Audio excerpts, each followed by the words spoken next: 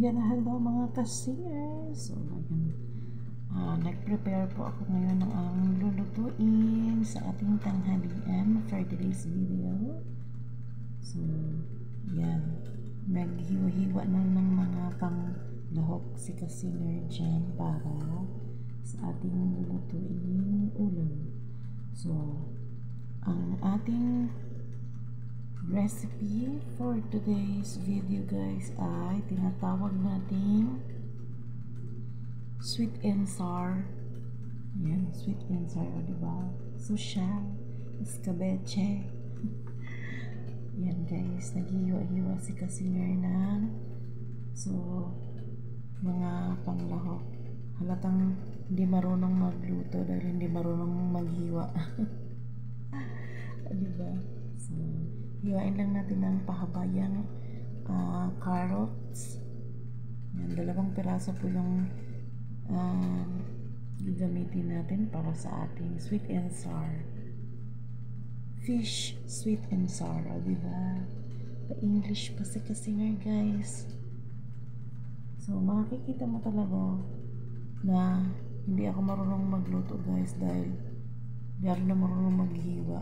O, diba? So, ayan na. Natin lang matapos. Oops. Susugat ka pa. Dahan-dahan lang sa kutsilyo. Charot. Yan guys. Patapos na paghiwa natin ng carrots. So, pahaba lang po yan. So, more gulay, mas masarap. Diba? So, ayan. Tapos na. So, ayan. Naka-prepare na ang ating mga panglahok. At ayan.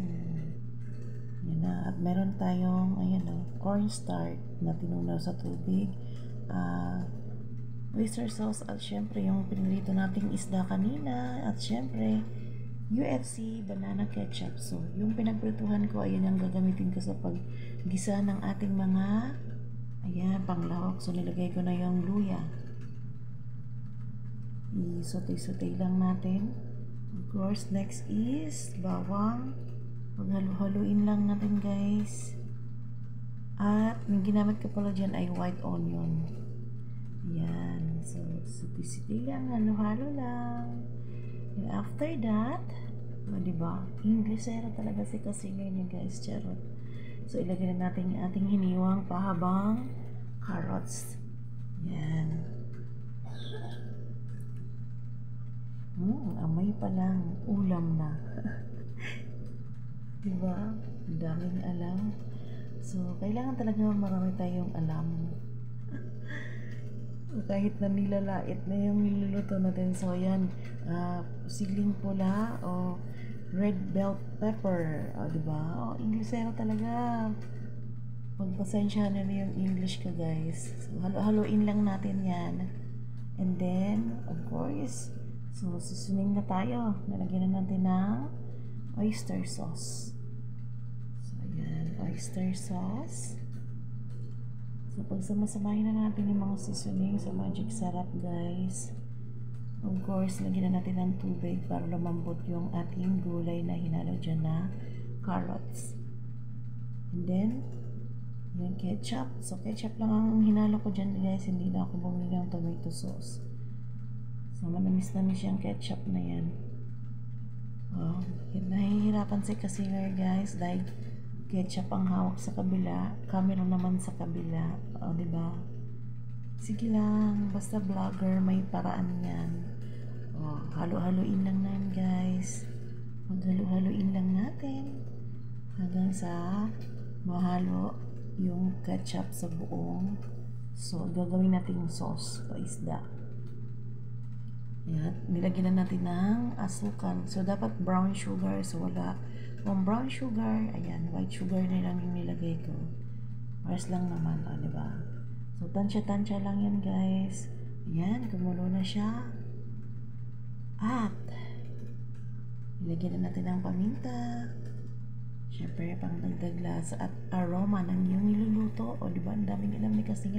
So, guys, hindi ko na pala napakita sa inyo kung paano ko nilagay. Nilagay ko na yung cornstarch na tinuna ko sa tubig. So, kaya medyo malapot na yung sauce natin, guys. At luto na rin yung gulay na nakalagay dyan sa ating ginawang sauce.